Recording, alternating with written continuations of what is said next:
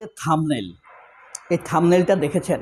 থাম্বনেলে একটু ছোট করে লেখা আছে না, আমাকে আশ্রয় দেন, আমাকে জায়গা দেন, বাংলাদেশিরা আমাকে মেরে ফেলবে। অর্থাৎ এই কথাটি ওয়াকার মোদিকে বলছেন, বাংলাদেশের সেনাপ্রধান ওয়াকার মোদিকে বা ভারতীয়দেরকে বলছেন আমাকে আশ্রয় দেন, আমাকে থাকতে দেন, আমাকে তো মেরে ফেলবে ইউনূসের সরকার, বাংলাদেশিরা। এই ওয়াকারকে কোট করে এই বক্তব্যটি ভারতের একটি তথাকথিত ইউটিউব নাম করা টেলিভিশন চ্যানেল এরকম একটি দাম দিয়ে এই বক্তব্য দিয়ে একটি থাম্বনেল দিয়ে লাইভ প্রকাশ করছে তারা। সেখানে আবার অংশগ্রহণ করেছে তথাকথিত এক বাংলাদেশি সাংবাদিক, খালেদ মহিউদ্দিন টাইপের। খালেদ মহিউদ্দিনদেরকে এসব অনুষ্ঠানে ডাকে, এরা যায় না, কারণ এদেরকে চিনে ফেলবে মানুষ, এদের দুতিয়ালি শয়তানি মুনাফিকে বলে ফেলবে। যাই হোক, আসল কথায় আসি। আমরা জানি গতকাল রাত ওয়াকারুজ্জামান তার আস্থাভাজন 178 জন বা 64 জন সেনা অফিসার থেকে বাছাই করে 48 জনকে নিয়ে তিনি একটি বৈঠক করেছেন। এখানে জেনারেল ছিলেন, তারপর লেফটেন্যান্ট জেনারেল ছিলেন, ব্রিগেডিয়ার ছিলেন, কর্নেল ছিলেন, তাদেরকে নিয়ে বৈঠক করেছে। এখন আপনাদের প্রশ্ন জাগতে পারে, এই 166 বা 76, 78 জন সবাইকে, তার প্রিয় আস্থাভাজন বা অপরাধী 176 বা 78 জন সবাইকে নিয়ে কেন বসে নাই? ফ্যাক্ট হলো, তার যে অপরাধী সিন্ডিকেট আওয়ামীপন্থী সেনাপ্রধান অফিসার সবাইকে নিয়ে যদি বৈঠক করে, তাহলে অন্য অফিসাররা তো ঘটনা ঘটিয়ে ফেলবে।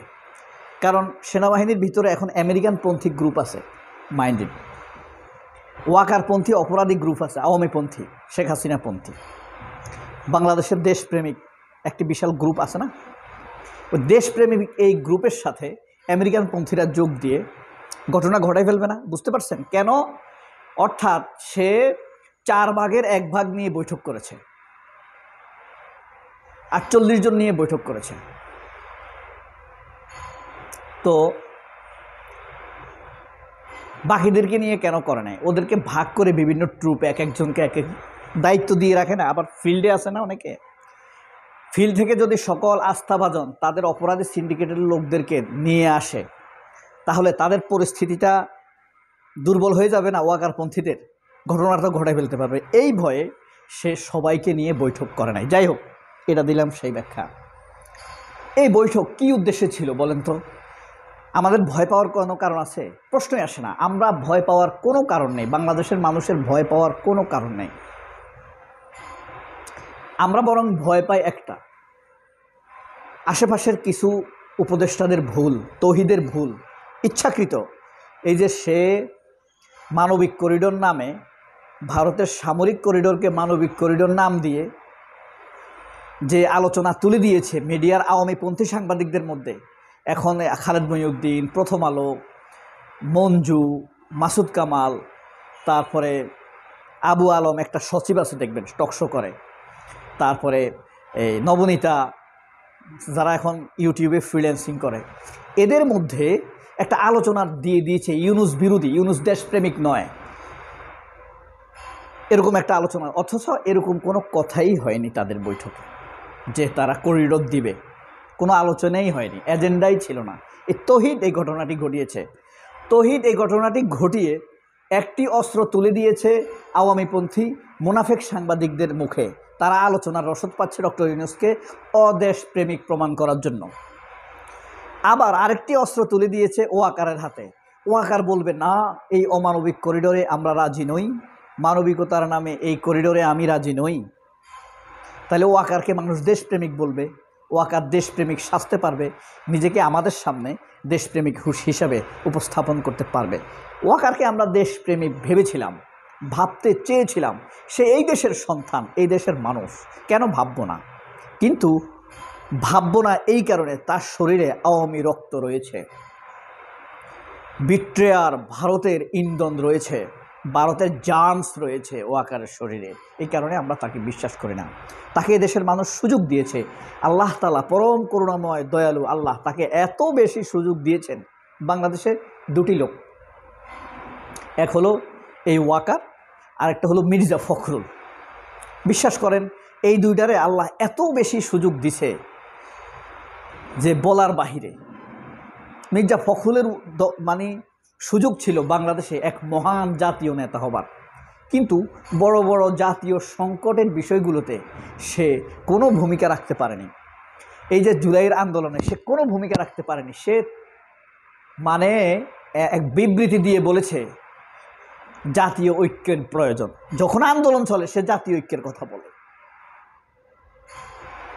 আবার বলে আমরা এই আন্দোলনের সাথে নেই, যেন তার কর্মীরা এই আন্দোলনে না আসে। সুযোগ হারা হয়েছে তার উচিত ছিল হাজার হাজার মানুষ নিয়ে বুক চেতিয়ে শাহবাগে দাঁড়ানো, ছাত্রদের পাশে দাঁড়ানো। তার উচিত ছিল ডিবি অফিসে গিয়ে ছাত্রদেরকে ছিনিয়ে আনার ব্যবস্থা করা। এই নর্মস, পলিটিক্যাল নর্মস তার মধ্যে ছিল না। তার মধ্যে মহান নেতা হওয়ার সুযোগ ছিল, সে হয়নি। এরপরে নিরপরাধ অসংখ্য মানুষকে এদেশে হাসিনা ফাঁসি দিয়েছে তথাকথিত যুদ্ধাপরাধের কথা বলে। যারা যুদ্ধই করেনি তারা আবার যুদ্ধাপরাধ করেছে। যারা যুদ্ধ করেনি তারা যুদ্ধাপরাধ করবে কিভাবে? যুদ্ধাপরাধ করবে যোদ্ধারা। নুরেনবার্গ ট্রায়ালস বলেন, দ্বিতীয় বিশ্বযুদ্ধের জন্য বলেন, যাদেরকে ফাঁসি দেওয়া হয়েছে তারা প্রত্যেকেই ছিল এক একজন জার্মানের অথবা কোনো না কোনো অংশের সৈনিক, হিটলারের সৈনিক অথবা অফিসার। তারা যোদ্ধারা যুদ্ধাপরাধ করবে, অথচ অসংখ্য নিরপরাধ নিষ্পাপ আলেমদেরকে ফাঁসি দিছে মির্জা ফখরুল, কোনো সাউন্ড করে নাই। আর তারা যে অপরাধ করে নাই এটার প্রমাণ বলি আমার বিশ্বাস থেকে।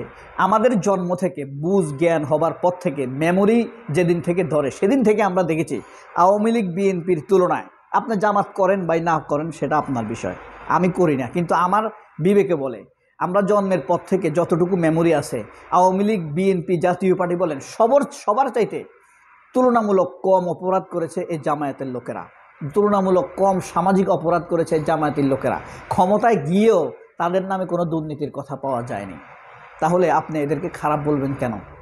আমাদের জ্ঞানে তো আমরা তাদেরকে খারাপ দেখি নাই। খালেদ মহিউদ্দিনটা এখন আবারও ওই যুদ্ধ অপরাধের কথা হতো, এরা জাতির কাছে বেয়াদব হিসাবে সাব্যস্ত হবে। এদের মানুষ কচুও এদেরকে মনে করবে না। এরা মানুষের কাছে ধীরে ধীরে ধীরে ধীরে ঘৃণিত হয়ে যাবে। এদের সন্তানরা এই সমাজ থেকে বাচ্যুত হয়ে যাবে, বিচ্ছিন্ন হয়ে যাবে, সমাজ বিরোধী কথা বলতেছে। আপনি গ্রামে গঞ্জে গিয়ে দেখেন এসব যুদ্ধাপরাধ টপরাধ মানুষ মাথায় নেয় না, পাত্তাই দেয় না। সুতরাং খালেদরা শেকড়হীন, রুটলেস হয়ে যাবে চিরকাল। নিজেদেরকে ওই মিডিয়াতে আধুনিক প্রমাণ করতে গিয়ে এরা রুটলেসই থাকবে। ফখরুলও এরকম সুযোগ হাতছাড়া করেছে, এই ওয়াকারও এই সুযোগ হাতছাড়া করেছে। তাহলে বুঝেন তার যে হুঙ্কার, এই যে একসাথে বৈঠক করেছে ওয়াকার, এই হুঙ্কার কেন দিল? এটা ভয়। এই হুঙ্কারের মধ্যে ভয় আছে। ওয়াকার ভারতের কাছে আশ্রয় চায় নাই, কিন্তু মিডিয়া যে বলছে আমাকে আশ্রয় দাও, ওয়াকার কি সেই কথার প্রতিবাদ করেছে?